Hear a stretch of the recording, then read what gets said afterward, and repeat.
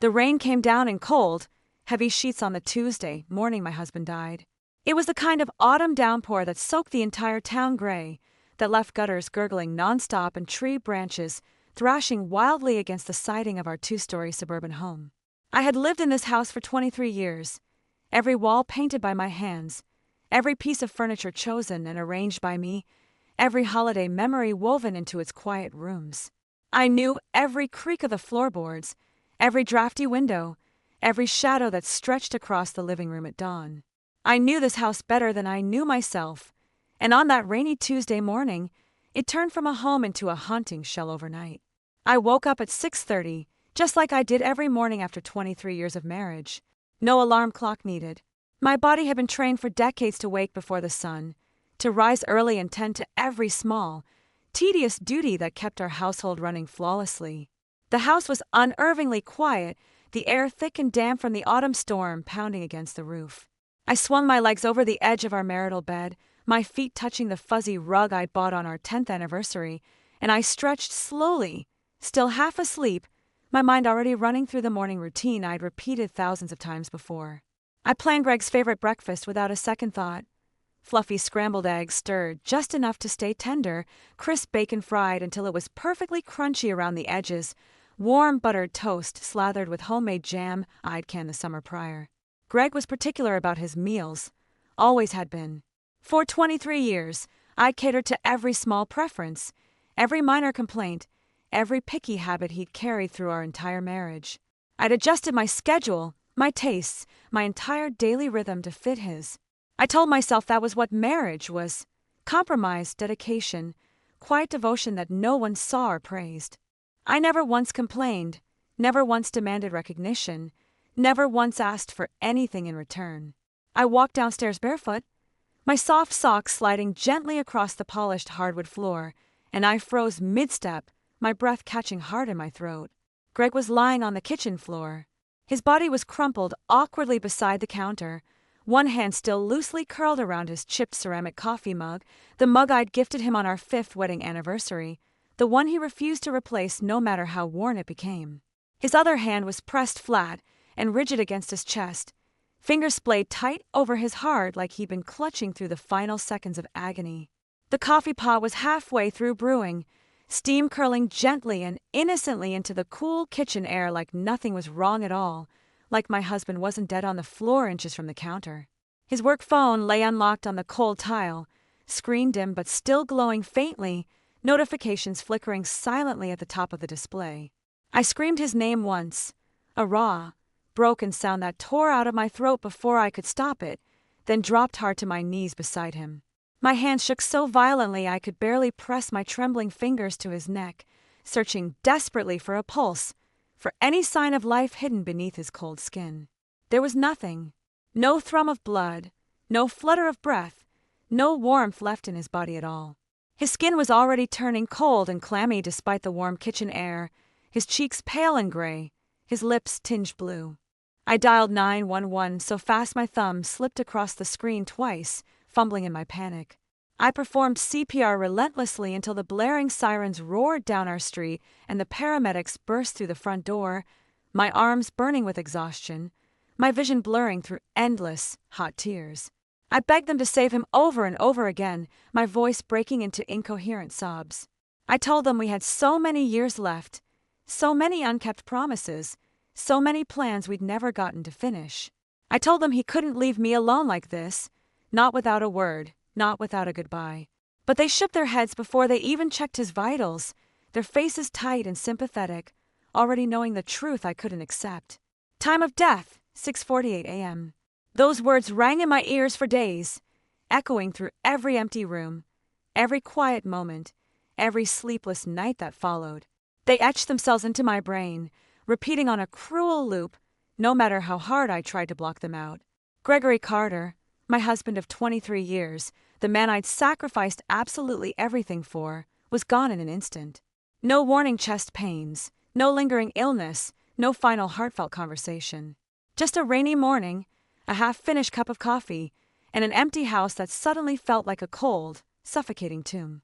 I met Greg when I was 22 years old, Fresh out of state college with a prestigious office job at a local financial firm, a steady salary, benefits, and a promising career stretched out bright and clear in front of me.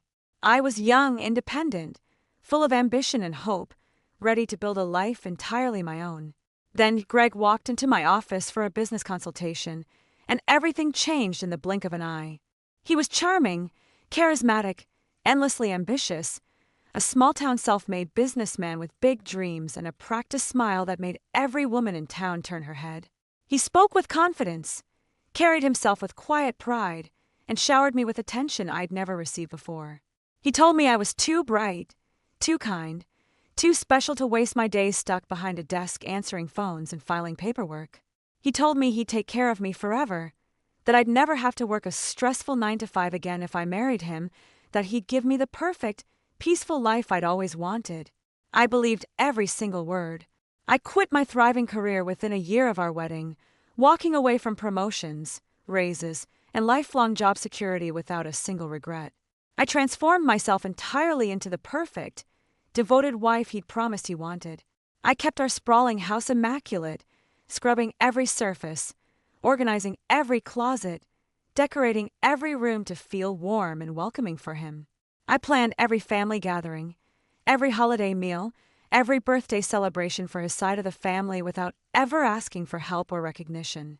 I cared for his aging parents through every sickness, every surgery, every long recovery period, sitting with them for hours at the hospital, bringing them meals, cleaning their home, tending to their every need while Greg focused solely on his business growth. I stretched every dollar of our household budget thin, cutting my own personal spending down to almost nothing, skipping new clothes, skipping salon visits, skipping vacations and personal hobbies, all so Greg could pour every spare cent into expanding his construction material business. For 23 years, I lived entirely for him, for our marriage, for our quiet, ordinary life in the small, tight-knit town where everyone knew everyone's business. I centered my entire world around his happiness, his success, his reputation, his comfort. I put him first in every single decision, every single day, without hesitation. I truly thought he appreciated every sacrifice. I thought he saw me, noticed my hard work, valued my loyalty and dedication.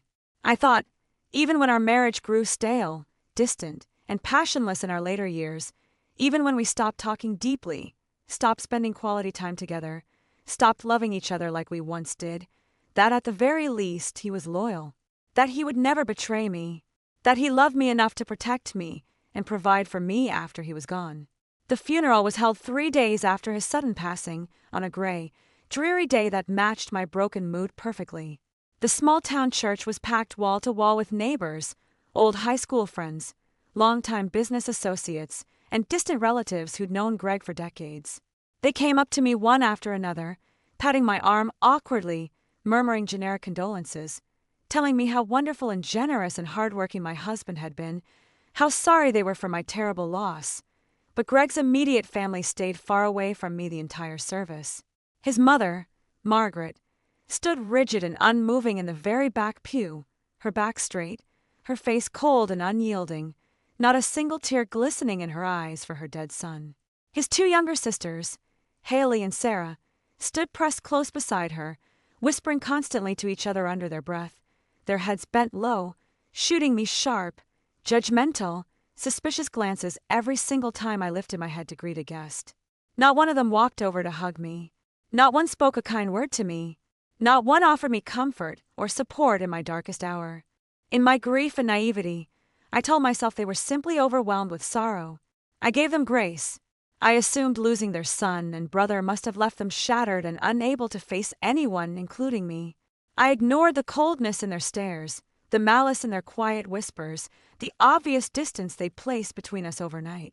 I had absolutely no idea they were already waiting patiently for the perfect moment to destroy everything I had left, the second the casket was lowered slowly into the wet cemetery ground, the second the last guest drove away from the gravesite and the entire funeral crowd dispersed. My phone rang shrilly in my pocket. The caller ID read Hale Attorney Law Firm, the name familiar and cold. Mr. Hale, Greg's personal attorney for over 15 years, the man who'd handled every single one of Greg's business contracts, legal filings, and private estate matters for longer than a decade. My hands trembled violently as I answered the call, my throat tight with leftover grief and exhaustion. "Mrs. Carter!" His voice was calm, sterile, professional, completely devoid of warmth or sympathy. "I extend my deepest condolences for your loss. Greg drafted an updated last will and testament 7 months ago, replacing all previous versions. He instructed me explicitly to contact you immediately upon his passing to review and sign off on his final estate arrangements. You need to come to my downtown office tomorrow morning at 9 a.m. sharp." My heart squeezed tight in my chest, a tiny flicker of fragile hope igniting through my overwhelming sorrow. All those years of unappreciated sacrifice, all the quiet, lonely nights worrying about household money, all the times I put his dreams and his success far above my own, maybe it hadn't been for nothing after all. Maybe Greg had seen my efforts, recognized my loyalty, and planned to secure my future after his death. Maybe he'd left me financially stable, so I would never struggle or worry or suffer after losing him. I barely slept a single wink that entire night. I lay awake in our empty, oversized marital bed, staring blankly at the ceiling, replaying every single year of our marriage in endless loops through my mind. I thought about how hard I'd worked for our family, how faithfully I'd loved him, how completely I'd devoted my entire adult life to his happiness and success. I prayed desperately that he'd taken care of me, that he hadn't forgotten me in his final legal plans. The next morning, I dressed in a simple, modest black dress, pulled my hair back neatly, and drove slowly to the downtown law office, my stomach twisted in tight, anxious knots. I was exhausted from grief, drained from days of funeral planning and social obligations, and yet a tiny part of me still clung to hope that my husband had loved me enough to protect my future. Mr. Hale's office was quiet, sterile, and coldly professional, lined with heavy leather-bound legal books and framed Bar Association certifications on every wall. The air smelled faintly of paper and ink and polished wood, no warmth, no comfort, no humanity at all. He sat straight back behind his polished wooden desk, a thick, labeled manila folder marked Carter, Gregory Allen resting directly in front of him. He gestured formally for me to sit in the stiff client chair across from him, then opened the folder slowly and methodically, like he was preparing to deliver life-altering news. "Before we begin reading the official will," he said in a flat, unemotional tone, "please understand all contents within this document are legally binding, fully notarized, and court-validated in the state system. No verbal agreements or prior arrangements supersede this updated version." I nodded silently, my breath catching sharply in my throat, my hands folded tight in my lap to hide their shaking. He cleared his throat once, adjusted his reading glasses, and began to read the legal verbiage aloud in a steady, unwavering voice. "I, Gregory Allen Carter, of sound mind, body, and legal judgment, hereby bequeath to my lawful wedded spouse, Clara Marie Carter, a one-time lump sum cash inheritance of $450,000 to be disbursed from my primary business estate account upon official probate approval." Hot, relieved tears flooded my eyes instantly, spilling down my cheeks before I could hold them back. $450,000. After 23 years of selfless sacrifice, after building his family, his home, and his entire business empire with my own 2 hands, after giving up every personal dream and ambition for his success, he left me enough money to live comfortably, safely, and independently for the rest of my life. Enough to never struggle with bills again. Enough to never worry about housing or food or security. Enough to finally breathe easy after decades of quiet struggle. I leaned back slowly in the stiff chair, overwhelmed with a messy mix of grief, relief, and fragile gratitude. I'd spent days terrified of being left broke and homeless, of losing everything I'd built the second my husband was gone. For a single, precious, hopeful moment, I truly believed the worst of my pain was finally over. That's when Mr. Hale flipped the page of the will folder, his movement sharp and deliberate. His entire tone dropped instantly, colder, sharper, final, stripping away every last ounce of my fragile hope. However, this full inheritance comes with one single, non-negotiable, legally enforceable condition. My relieved smile faded completely in an instant. The warm, hopeful relief in my chest vanished without a trace, replaced by sharp, icy dread that coiled tight around my heart. "What condition?" I asked quietly, my voice barely audible above the quiet hum of the office air conditioner. Mr. Hale closed the will halfway, folding the page down to mark the critical clause, his eyes locking firmly onto mine with unreadable, serious intensity. "Before I read the full terms to you, Mrs. Carter, you must give verbal confirmation that you are willing to accept the inheritance in full.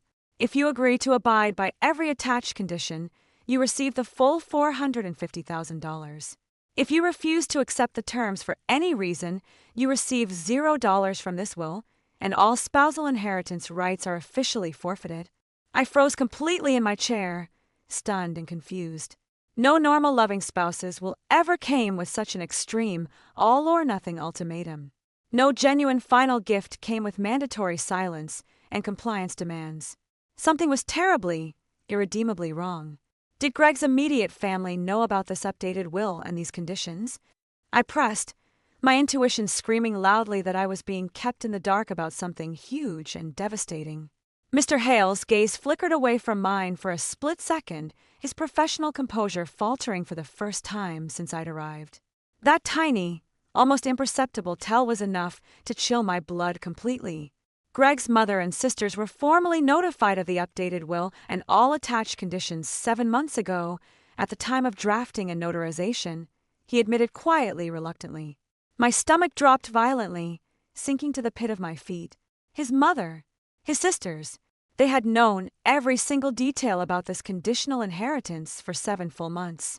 All throughout Greg's final months of life. All throughout his quiet, secret final plans. All throughout the 3 days of funeral services. All while they'd stared at me coldly, whispered about me behind my back, and refused to offer me a single ounce of comfort. They had known everything, and not one of them had bothered to tell me a single word. I nodded slowly, my mind racing with endless, terrifying unanswered questions. "Tell me the full conditions," I said firmly, forcing my voice steady despite my rising panic. Mr. Hale pushed a thick supplementary agreement packet across the polished desk toward me.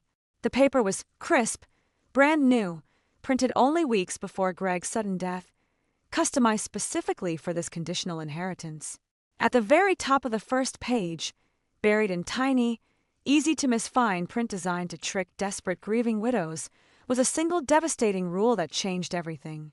The beneficiary is permanently prohibited from auditing, investigating, researching, or disclosing any private financial records, business transactions, personal relationships, or hidden affairs of the decedent for all time following probate closure. As my trembling fingertips brushed the cool surface of the printed paper, a vivid, crystal-clear memory slammed into my mind without warning. 3 months before Greg died, late at night, long after I'd gone to bed, I'd woken up parched and gotten out of bed for a glass of water, walking quietly toward the kitchen in the dark. As I passed the closed garage door, I'd heard low, urgent, hushed whispering on the other side. Greg was locked alone in the dark garage, talking rapidly into his phone in a tone I'd never heard him use with me. Secretive, defensive, desperate did I push the garage door open gently to check on him, worried he was stressed about business troubles or dealing with a late-night emergency. The second the door creaked open, Greg had slammed his phone shut instantly, spun around on his heel, and snapped at me harshly for invading his privacy, for snooping, for not respecting his personal space. He'd stormed past me back into the house, refused to answer any of my questions, and spent the rest of the night distant and cold, shutting me out completely. At the time, I'd brushed the entire incident off as intense work stress, assuming his business was struggling and he needed private space to handle pressure. I trusted him blindly, believed his excuses, and never pried further. Now I knew the horrifying truth. Greg hadn't been stressed about work. He'd been covering up his secrets. Greg was not leaving me a generous final gift out of love or gratitude. He was buying my permanent silence that I stared at that tiny, insidious printed line on the supplementary agreement for a full minute, my heart pounding so hard in my chest I could hear the blood rushing loudly in my own ears. My fingers traced the fine print slowly, over and over again, letting every cruel word sink into my consciousness to no investigation. No research. No questions. No disclosure. No speaking of any hidden secrets Greg had kept during our entire marriage. This was not a loving spouse's final legacy. This was a legally binding lifelong gag order, carefully crafted to control me, silence me, and protect his hidden sins long after he was dead and gone. Why would he put this in writing? I asked Mr. Hale, my voice tight with suppressed anger and betrayal, my emotions finally rising to the surface after days of numb grief. What was he hiding so terrible that he needed to force me into lifelong silence, even after his death? Mr. Hale sighed deeply, a heavy, weary sound that told me he'd carried this secret guilt for months. He leaned forward slightly across his desk, his professional mask cracking completely, and began reading every single attached condition in full, unflinching, brutal detail, stripping away every last illusion I'd ever held about my husband's character and final intentions. Condition 1. You may not sell, rent, lease, or permanently vacate the marital family home for a period of 5 full years following Greg's passing. You must remain residing at the family address full-time with no exceptions, no extended travel, no temporary relocation. Condition 2. You may not change your primary residence or move outside of this county for any reason for 5 consecutive years. Any attempt to relocate will result in immediate full revocation of all inheritance funds. Condition 3. You are legally barred from filing any legal motion, formal audit request, financial subpoena, or private investigation into Greg's personal bank accounts, business holdings, commercial assets, overseas investments, offshore shell companies, or private asset transfers dating back 10 full years prior to his death. Condition 4. If you remarry, enter any new long-term romantic partnership, cohabitation agreement, or committed relationship, or if you make any public statement, interview, or social media post damaging to Greg's personal or professional reputation in any capacity, the entire $450,000 inheritance will be fully and permanently revoked. All forfeited funds will immediately transfer in full to Greg's younger sister, Sarah Carter. I sat frozen rigid in my chair as every single cruel condition landed on me like a sharp blade, slicing through every remaining piece of hope and love I'd held for my late husband. Every word revealed a new layer of his calculated cruelty, his premeditated control, his complete lack of respect or care for the woman who dedicated her entire life to him. He had not left me money to secure my future. He had left me money to trap me. He wanted me locked inside the small, suffocating town forever, trapped inside the empty house filled with his lies, forced to live alone in isolation and silence for years after his death, forced to protect his perfect small-town reputation, to cover up his hidden mistakes, to carry his secrets to my grave, no matter what terrible things he'd done behind my back during our marriage. He wanted me obedient, compliant, silent, and trapped for the rest of my life. Is this even legal? I asked hoarsely, struggling to comprehend how a court could allow such a cruel, controlling, punitive clause in a spousal will. On surface review, it is technically legally binding unless proven fraudulent, coercive, or drafted with malicious intent to conceal marital fraud. Mr. Hale answered honestly, his tone grave. Challenging these clauses will require substantial concrete evidence, formal litigation, and a strong case proving Greg's deceptive motives at the time of drafting. I gathered every single document carefully, the original signed will, the lengthy supplementary conditions packet, the witness verification forms, and the notarization certificates, and tucked them securely into my leather shoulder bag. My hands were still shaking violently, my mind spinning with endless, horrific possibilities. I needed time to process, time to breathe, time to piece together exactly what my husband had spent 7 months meticulously hiding from me. I will contact you within 48 hours with my final decision regarding acceptance or refusal of the inheritance, I told him, standing unsteadily from the chair, my legs weak with shock. On my slow drive home through the lingering rain showers, my hands gripped the steering wheel, so tight my knuckles turned stark white. I couldn't shake the heavy, suffocating feeling that something terrible had been lurking beneath the surface of our seemingly normal marriage for years, something I'd been willfully blind to in my devotion and trust. I'd always thought our marriage was imperfect but honest. I'd thought we had no major secrets, no hidden betrayals, no parallel lives, Now I realized I'd been living in a carefully constructed illusion Greg had built for decades.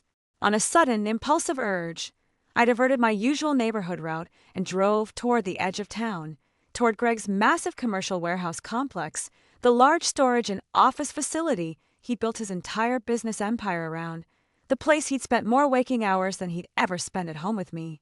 It was mid-morning, the workday in full swing, warehouse employees moving trucks and loading equipment in the parking lot. And that's when I saw her, a young woman in her late 20s, dressed casually but expensively in designer jeans and a fitted blouse, walking confidently out of the front warehouse main entrance. In her hand, swinging loosely from her fingers, was Greg's signature brown leather keychain, the custom-engraved keychain I'd personally gifted him for our 20th wedding anniversary, the one he'd sworn he'd never take off his person, the one he'd claimed was his most prized possession.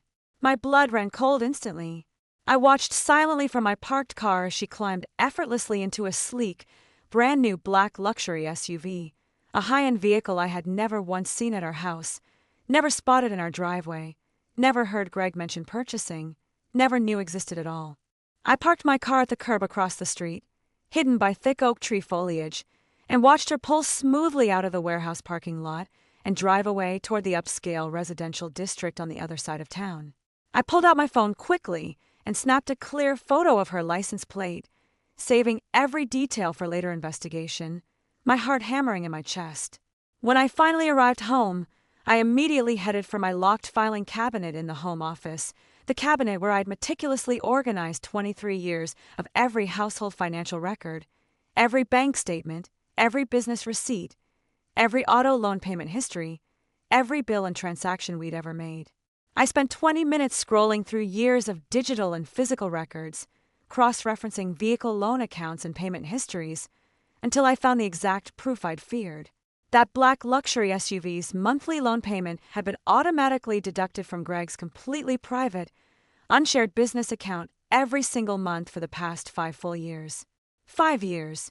For half a decade, my husband had been secretly paying for another woman's luxury vehicle, funding her expensive lifestyle behind my back, and I had never suspected a single thing.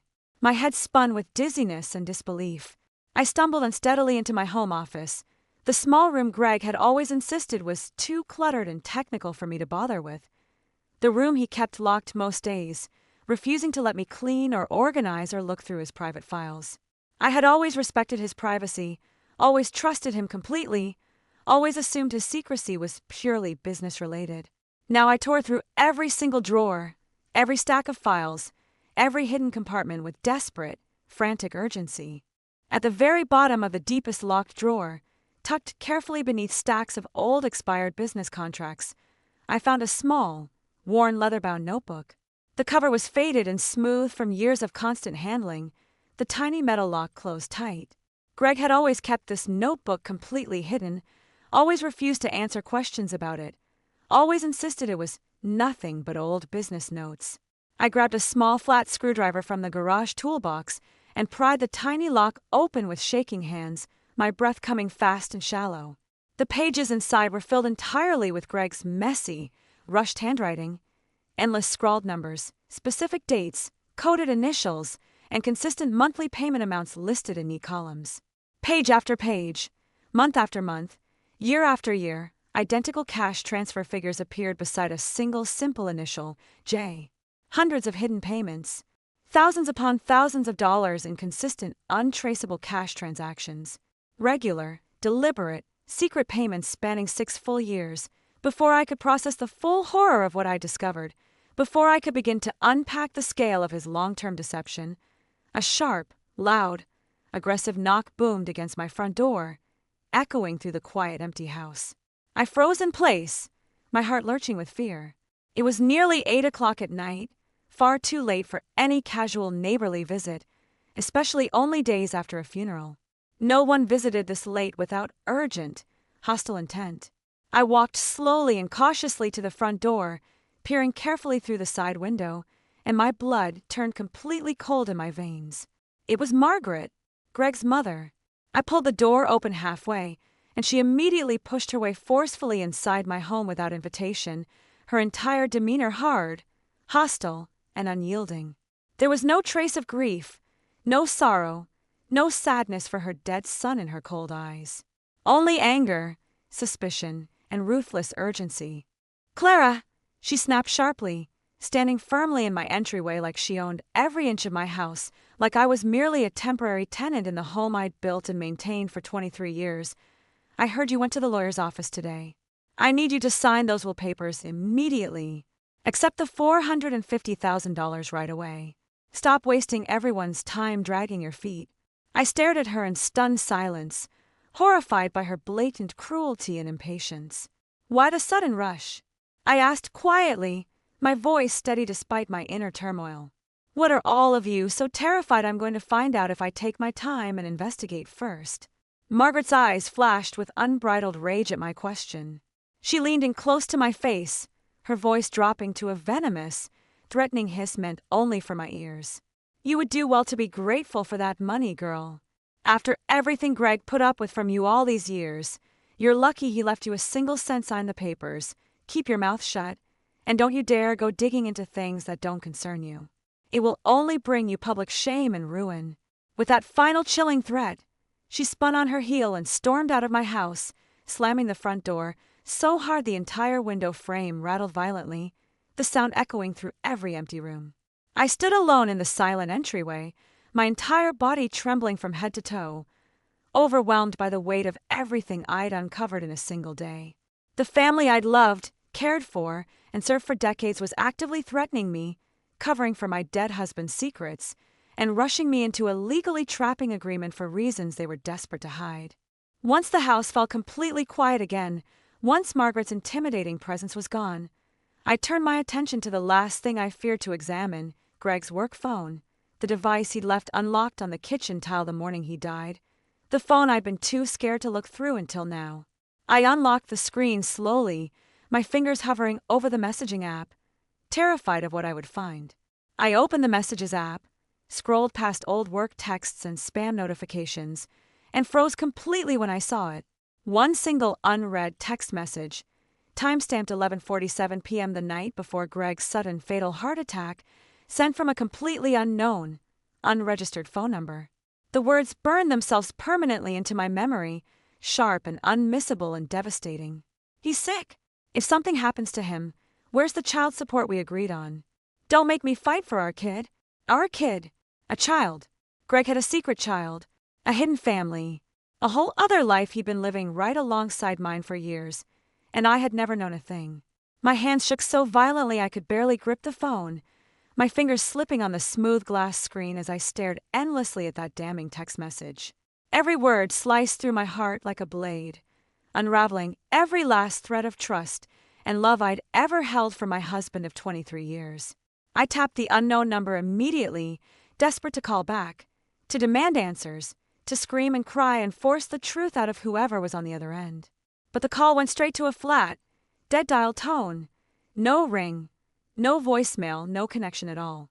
The number had been permanently disconnected within hours of Greg's death, deliberately erased to eliminate all traces of contact. Cold, suffocating dread settled deep into my bones, weighing down on my chest like a ton of bricks. This was not a one-time mistake, not a fleeting moment of weakness, not a random, meaningless affair. This was a calculated, long-term secret life. A child, a family, a whole parallel existence Greg had built and nurtured for years while I stayed home faithfully cooking his meals, cleaning his house, caring for his aging parents, and devoting every single day of my life to him. I spent the entire sleepless night scrolling frantically through every corner of Greg's phone, digging through hidden folders, archived apps, deleted message caches, and hidden photo albums. I searched every contact list, every call log, every cloud sync file, desperate for any scrap of evidence, any clue that could explain the full truth. But almost every single one of his private, personal conversations had been systematically and deliberately erased.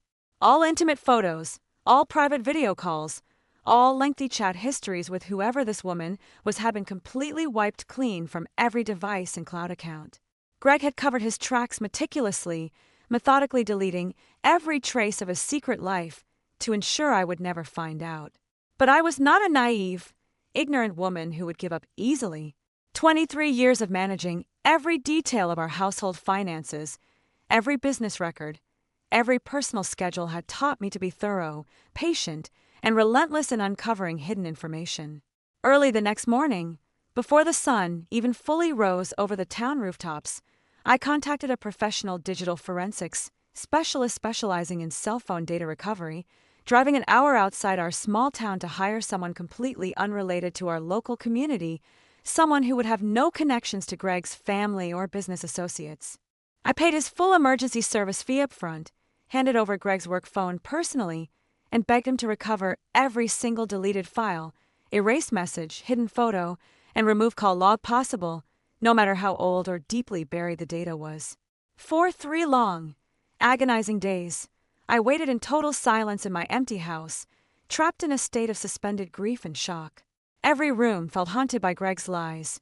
Every happy memory I'd ever cherished was instantly tainted by the knowledge of his long-term betrayal. I wandered the quiet halls alone, replaying decades of small, suspicious moments I'd always brushed off as coincidence or work stress, finally understanding every single red flag I'd ignored out of blind trust. On the 4th day, the forensic specialist sent me a complete, comprehensive data recovery report via encrypted email, attaching thousands of recovered files and logs. I opened the document with my heart pounding in terror, and the full, unfiltered truth crashed over me like a devastating tidal wave, knocking the breath straight out of my lungs. Her name was Jenna Miller. She was 28 years old. She had first met Greg 6 years prior, when she was hired for a temporary administrative position at his warehouse office. Within just 3 months of her hire date, the two had begun a secret romantic affair, hidden completely from me and the entire town. 5 years prior, exactly 1 year after their affair began, Jenna had given birth to Greg's secret biological son. A little boy, now 5 years old, his exact replica, a hidden child Greg had successfully concealed from me entirely for his entire life. The recovered chat logs were endless, spanning 6 full years of daily intimate conversations, secret plans, and deliberate deception. Hundreds upon hundreds of messages detailed Greg's ongoing lies, his future plans for a secret family, and his unbridled resentment toward me.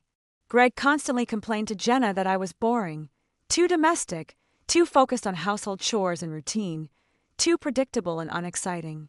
He mocked my loyalty, my dedication, my quiet devotion to our family, calling me dull and uninteresting compared to her youth and spontaneity.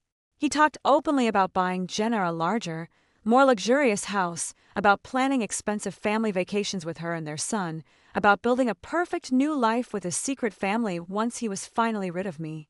He had spent 6 years loving another woman, 5 years raising a secret child, building an entirely separate family and future behind my back, while I continued to love him faithfully, selflessly, and unconditionally every single day. But the worst, most gut-wrenching discovery was not even Greg's unforgivable betrayal. It was his entire family's deliberate, calculated complicity. Buried deep within the recovered group chat messages between Greg, his mother Margaret, and his 2 sisters Haley and Sarah was undeniable, irrefutable proof that every single one of them had known about the affair and the secret child from the very beginning. Margaret had helped Greg shop for baby clothes, toys, and nursery furniture for her secret grandson. She had personally approved of the affair, encouraged Greg to keep the child hidden from me, and helped him strategize ways to cover up his ongoing deception. Haley and Sarah had repeatedly attended the boy's private birthday parties, bringing expensive gifts, celebrating his milestones, and bonding with Jenna for years. They had laughed together over Greg's ability to fool me completely, mocking my naivety and blind trust in their family. For 5 full years, they had watched me cook their holiday meals, clean their family homes, care for their aging matriarch, and sacrifice endlessly for their family's reputation and success. They had hugged me at Christmas, smiled at me at family barbecues, called me sister and family to my face.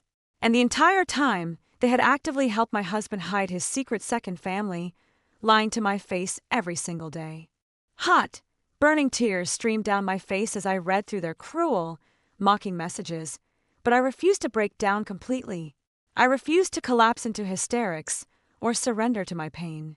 23 years of careful, meticulous household management had forged patience, precision, and unshakable discipline within me. I had spent decades managing crises, organizing details, and solving problems calmly under pressure. Now I would use every single one of those hard-learned skills to expose their lies, dismantle their deception, and claim justice for myself. I immediately contacted the top female family law attorney in the entire county, a specialist with decades of experience handling high-stakes marital fraud, hidden asset diversion, and spousal betrayal cases. I forwarded her every recovered chat log, every photo, every transaction record, every damning piece of evidence I had uncovered in full detail. Her initial consultation call was blunt, brutal, and unflinchingly honest, laying out the full scope of Greg's illegal actions. "Clara, this is not merely adultery. This is systematic, long-term marital fraud. Greg intentionally used your shared marital income, your joint business profits, and your household funds to financially support a secret second family for 6 years. The conditional will he created is legally suspicious by design, drafted purely to cover up his illegal asset diversion and prevent you from discovering and claiming your rightful marital property. Working through formal legal channels, her legal team subpoenaed Greg's official bank records, business profit statements, and private transaction histories spanning the previous decade. What they uncovered next turned my worst fears into a staggering reality. Over the past 7 years, Greg had systematically, secretly transferred more than $1.2 million into a completely untraceable overseas shell company account registered under a fake business name. Every single dollar of that massive hidden fortune originated from our joint marital business income and shared household funds. Every penny was legally mine by spousal right, and he had hidden it from me completely, deliberately stealing my future security for his secret family. He had hidden over $1 million from me for years, planning to leave me with nothing while securing generational wealth for his lover and secret son. Before I could fully process the overwhelming scale of his financial betrayal, my front door burst open violently once again. This time, all 3 members of Greg's family stormed inside my home together, Margaret, Haley, and Sarah, marching into my living room like they owned my property, their faces twisted with fury and fake righteous indignation. "We heard you hired a lawyer to attack this family," Margaret shouted at the top of her lungs, loud enough for every neighboring house on the block to hear clearly. "How dare you be so greedy and ungrateful? My son just died, and you're immediately trying to steal his hard-earned money and ruin his perfect reputation in this town. You're a cold, heartless, selfish woman." Her daughters stood firmly beside her, chiming in with vicious, rehearsed lies to amplify the public spectacle, their voices shrill and accusatory. She never appreciated a single thing Greg did for her. She's just bitter and angry she can't control him anymore. She's going to drag his good name through the mud, all for selfish profit. They stood in the home I had built and maintained for their family for 23 years, screaming false accusations and smearing my character for the entire neighborhood to witness, staging a public scene to turn local opinion against me. I remained calm, steady, and completely composed in the center of my living room, finally seeing them clearly for the cruel, dishonest, manipulative people they had always been beneath their polite family facade.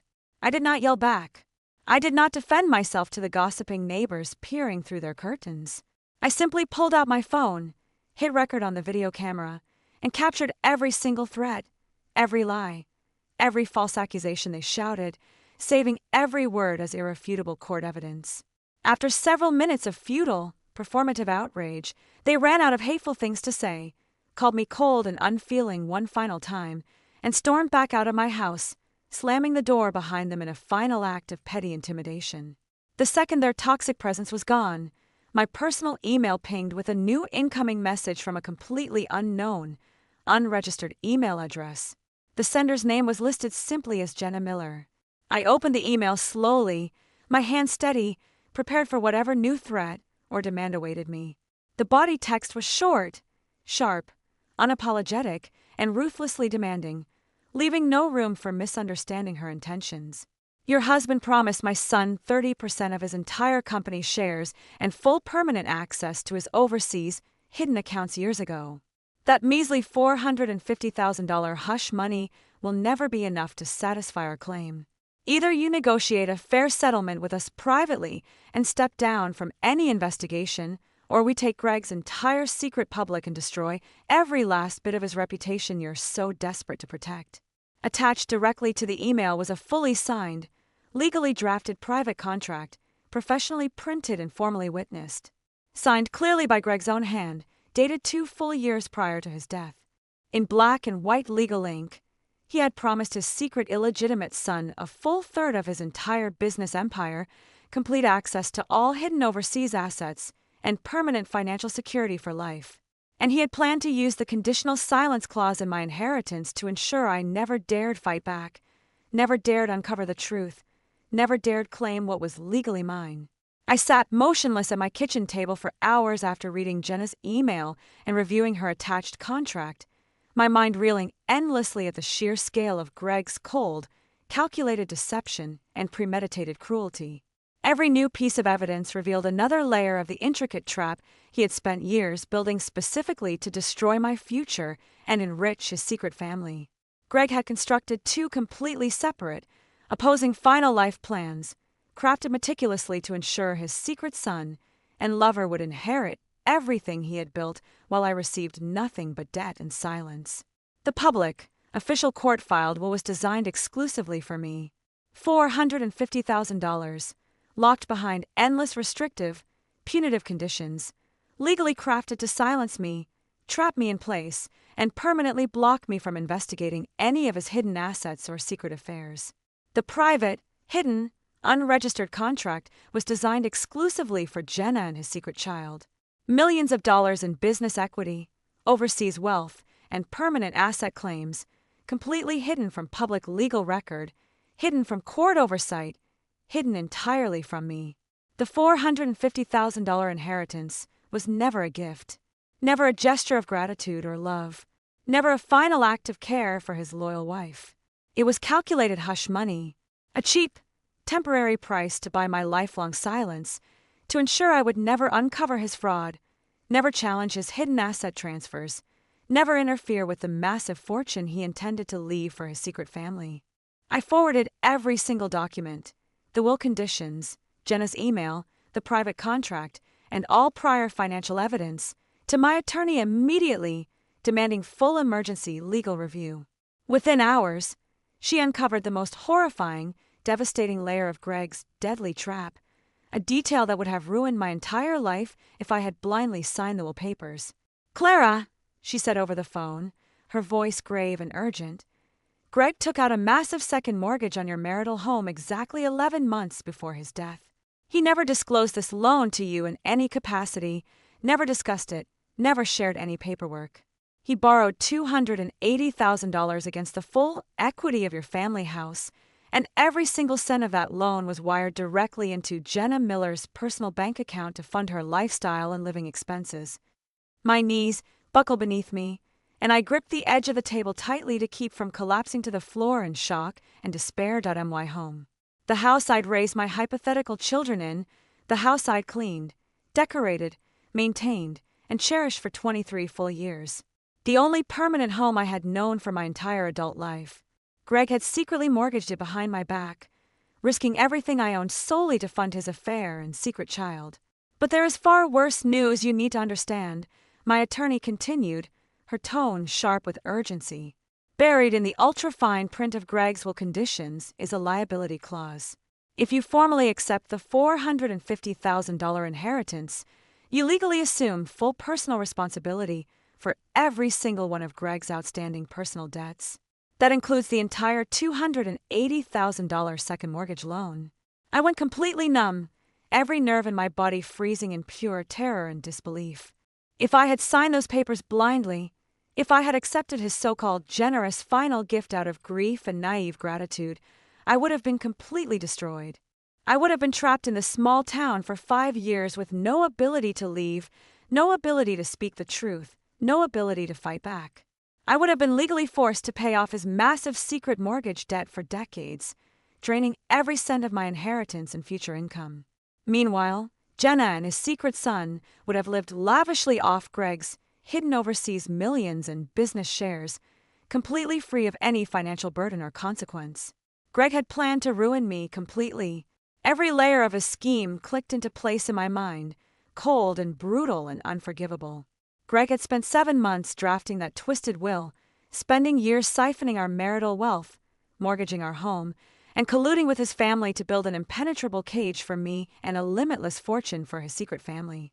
He banked on my grief, my naivety, my decades of unwavering loyalty, certain I would grasp the paltry $450,000 hush money without a single question, blind to the crippling debt and lifelong bondage attached to it.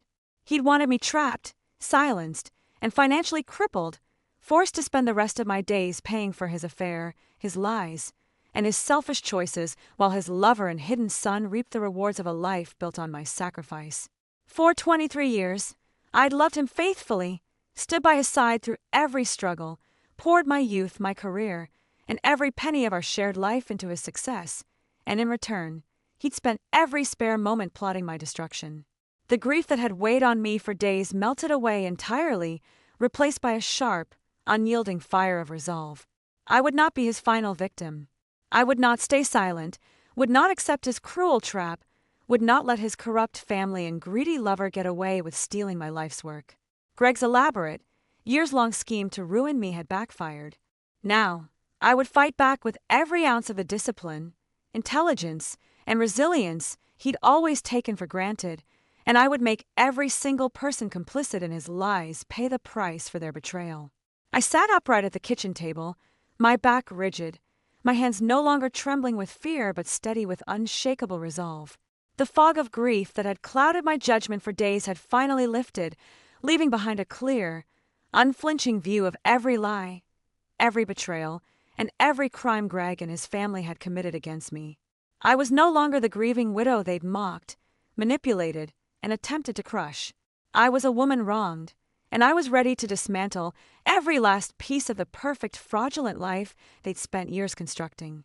My attorney's voice echoed faintly in my mind, reiterating that the conditional will was fraudulent by nature, crafted with malicious intent to conceal spousal asset theft, marital deception, and deliberate financial exploitation. Every restrictive clause, every silencing rule, every punitive term was designed to obstruct justice and shield Greg's illicit affairs from exposure.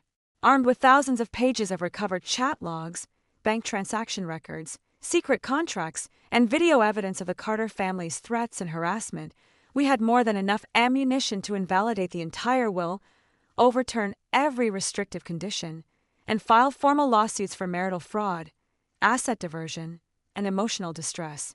I took a deep breath, staring out the kitchen window at the quiet neighborhood Greg had once pretended to cherish with me.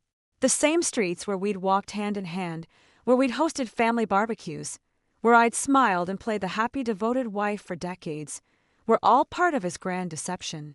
Every friendly greeting from his family, every kind gesture from his mother and sisters, every warm word from Greg had been a calculated performance to keep me compliant and oblivious while they drained my life savings and built a secret future behind my back. I opened my laptop slowly, compiling every piece of evidence into a neatly organized folder, labeling each file with dates, timestamps, and detailed context for the court. I saved Jenna's threatening email and the illegal private contract as primary evidence, knowing these documents alone were enough to prove Greg's premeditated scheme to defraud his legal spouse in favor of his illegitimate child and mistress. I no longer feared their threats of public shame or reputation ruin. Greg's perfect small-town hero image was already a lie, and I was fully prepared to tear down that facade once and for all. If they wanted a public battle, I would give them one that would expose every last one of their dirty secrets to the entire town, one that would strip them of every ounce of respect and credibility they'd clung to for years. Just as I finished sorting the final batch of financial records, my phone buzzed again. This time, the caller ID was unmistakable. Sarah Carter, Greg's youngest sister, the woman set to inherit all my funds if I dared speak the truth. I stared at the screen for 3 long seconds, then pressed answer, holding the phone to my ear with a calm, unwavering tone. I knew this call was not a plea for peace, not an apology, not an attempt at reconciliation. It was another threat, another desperate attempt to pressure me into submission. And this time, I was ready to fight back. Sarah's voice was sharp and nasal the second she spoke, no pretense of sorrow or civility, pure unfiltered aggression. "Cut the crap, Clara. Mom said you're refusing to sign the will, that you're running to lawyers and digging up old garbage. You need to stop right now before you ruin everything for everyone. I leaned back in my kitchen chair, my fingers resting lightly on the stack of evidence spread across the table: bank statements, recovered chat logs, the private contract Greg had signed for his secret son. I did not raise my voice, did not let a flicker of emotion seep into my tone. Ruin everything for everyone? Or ruin the free ride your family's been riding on my back for 23 years? There was a stunned beat of silence on the line. Sarah had clearly expected me to cry, to panic, to fold under their pressure like I always had in the past. No one in the Carter family had ever heard me push back, had ever seen me refuse to bend to their will. They'd grown accustomed to my quiet compliance, my endless patience, my willingness to overlook their rudeness for the sake of family harmony. "You're being delusional and greedy," she snapped after a moment, regaining her hostile tone. "Greg worked his whole life for that money. It's his estate, his rules. He left you $450,000 out of the goodness of his heart, and you're throwing a fit because you can't dig into his private business? You're ungrateful beyond belief. Greg worked his whole life while I raised his home, cared for his family, gave up my career, my youth, and every personal opportunity one had to build his stability. I corrected her evenly, every word sharp and unarguable. Every dollar in his business is marital property. Every asset he hid, every loan he took out on my home, every cent he gave to another woman belongs to me by legal right. That $450,000 isn't a gift, Sarah. It's hush money, a trap, and I'm not falling for it." Sarah's breathing turned ragged with anger. "You have no proof of anything. You think a court's gonna listen to some bitter widow making up lies after her husband dies? You'll look crazy to the whole town. No one's gonna believe you over Greg's reputation. He was a good man, a successful businessman, a pillar of this community. You'll destroy your own name trying to take ours down." I smiled faintly, cold and unyielding. I had spent days gathering proof, building my case piece by piece, and her empty threats no longer held any power over me. I have text logs, bank records, forensic phone data, a private contract Greg signed for his secret son, video of your family threatening and harassing me in my own home. I have proof of a $280,000 secret mortgage on this house, proof of 7 years of hidden overseas asset transfers, proof your entire family aided and abetted his affair and fraud for half a decade. I'm not making up lies. I'm exposing the truth. Sarah's bravado cracked, her voice tightening with unmasked panic. "You're messing with things you don't understand. This isn't just about money. You'll hurt an innocent child with your stupid revenge. That little boy doesn't deserve to have his life ruined because you're bitter." Her attempt to play the innocent child card was transparent, a last-ditch effort to guilt me into silence. I felt no sympathy for the system Greg had built, no remorse for dismantling the life they'd stolen from me to build his secret family's fortune. That innocent child is living off money Greg stole from my marital life, my home, my future. I'm not ruining his life. I'm taking back what belongs to me. Your family and Jenna are the ones who ruined everyone's lives by lying, cheating, and stealing for years. "You'll regret this," she hissed, dropping all pretense of civility, her voice dripping with venom. "We'll fight you every step of the way. We'll testify against you in court. We'll tell everyone how you neglected Greg, how you were cold and distant in your marriage, how you drove him to find happiness elsewhere. We'll make sure no one in this town ever looks at you the same again." "Do it," I said simply. "I've got video proof of your family trespassing in my home, harassing and threatening me days after my husband's funeral. I've got years of your own messages mocking me, laughing at my naivety, celebrating Greg's lies. Every lie you tell in court will be proven false. Every attempt to smear my name will backfire spectacularly." I paused, letting my final warning land cold and hard. "You and your mother and Haley chose to be complicit in Greg's crimes. You chose to lie to me for 5 years, to help him hide his family and steal my wealth. Now you have to face the consequences of that choice." Before she could scream another threat, I ended the call and blocked her number. The silence that settled over the house was no longer hollow with grief. It was sharp, clear, and purposeful. I was done grieving for a man who'd never loved me, never respected me, never valued a single sacrifice I'd made for him. I was done fearing the Carter family's empty threats, done letting their reputations intimidate me, done staying silent for the sake of a fraudulent marriage and a fake family bond. Minutes later, my attorney called back with updated legal strategy, her tone confident and decisive.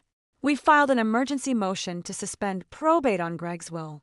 We're formally challenging the conditional clauses as fraudulent and unconscionable.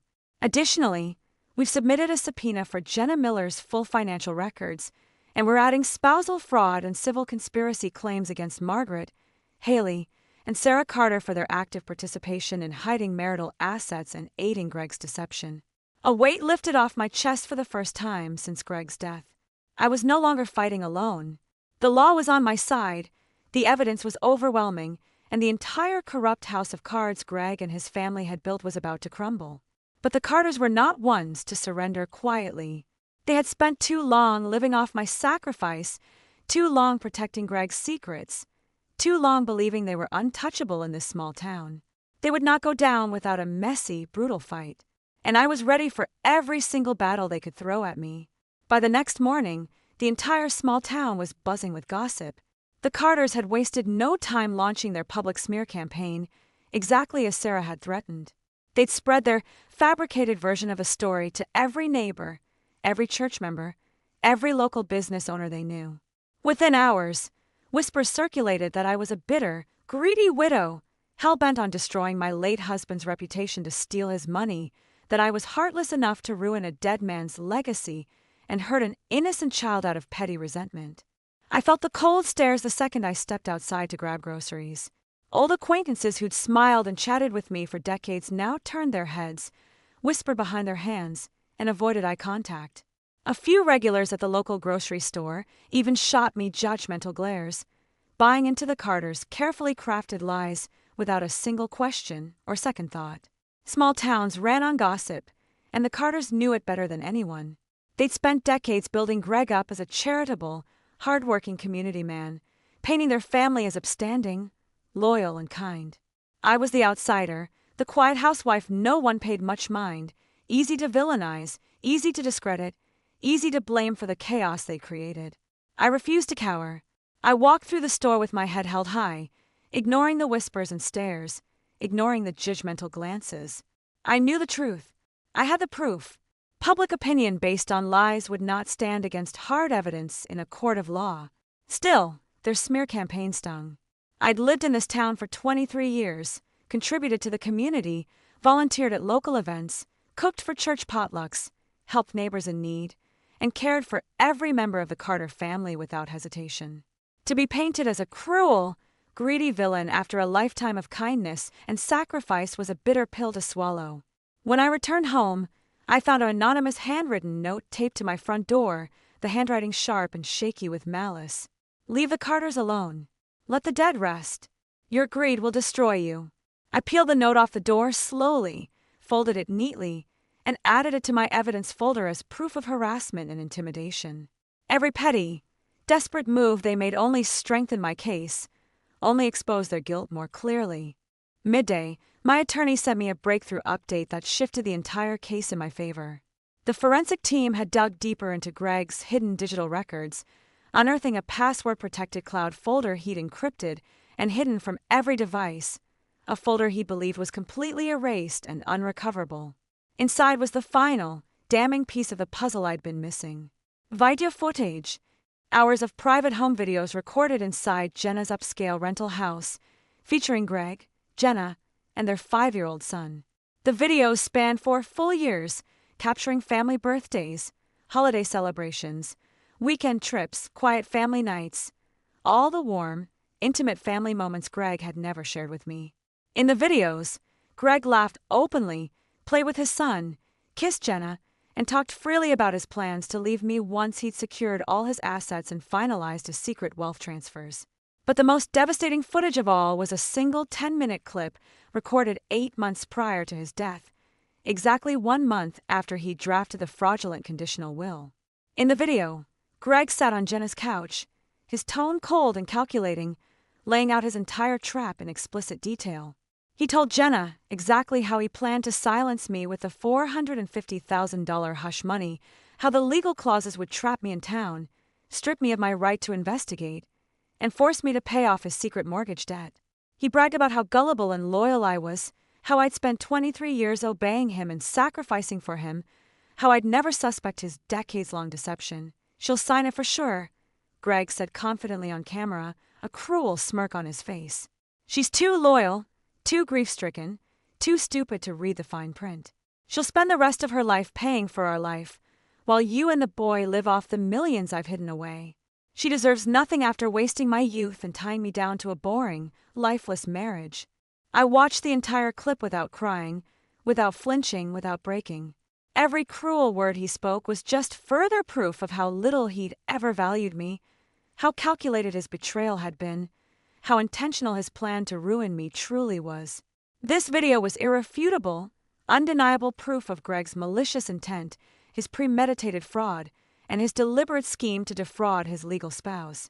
It invalidated every single clause in his will, destroyed every lie the Carters and Jenna had told, and exposed the full extent of their years-long conspiracy. I forwarded the video to my attorney immediately. Within minutes, she called me back, her tone triumphant. "This is game-changing evidence, Clara. This single video proves the will was drafted in bad faith, with fraudulent intent and malicious deception. The judge will invalidate every restrictive condition, throw out the debt liability clause, and rule the entire conditional inheritance void. We now have absolute proof that Greg's entire final estate plan was designed to defraud you, steal marital assets, and benefit his secret family at your expense. But the victory was not just legal. It was personal. For 23 years, I'd wondered if I'd been enough, if I'd loved hard enough, sacrificed enough, been good enough for Greg. For years, I'd grieved the slow death of our marriage, blamed myself for the distance between us, wondered what I'd done wrong to make him distant and cold. This video erased every last ounce of self-doubt. I had done nothing wrong. I had loved faithfully, sacrificed endlessly, and given my entire life to a man who'd spent every spare moment plotting my downfall. The failure was never mine. The betrayal was entirely his, aided and abetted by his cruel, ungrateful family and his greedy mistress. That evening, Jenna Miller sent me a second email, far more desperate than her first threat. Her confident, demanding tone was gone, replaced by panic and urgency. "Let's settle privately. I'll drop all claims to the business shares and overseas assets. I just want stability for my son. Don't take this public. Don't ruin our lives." I stared at the screen for a long moment, then typed a single, final reply. "You spent 6 years benefiting from my stolen life, helping Greg lie and cheat and steal from me. You knew exactly what you were doing. There will be no private settlement. There will only be justice. I was done with mercy, done with compromise, done with letting anyone profit off my pain and sacrifice. The Carters, Jenna, and Greg's decades of lies were finally going to face the light of truth. And I was going to be the one to burn every last trace of their fraudulent, perfect life to the ground."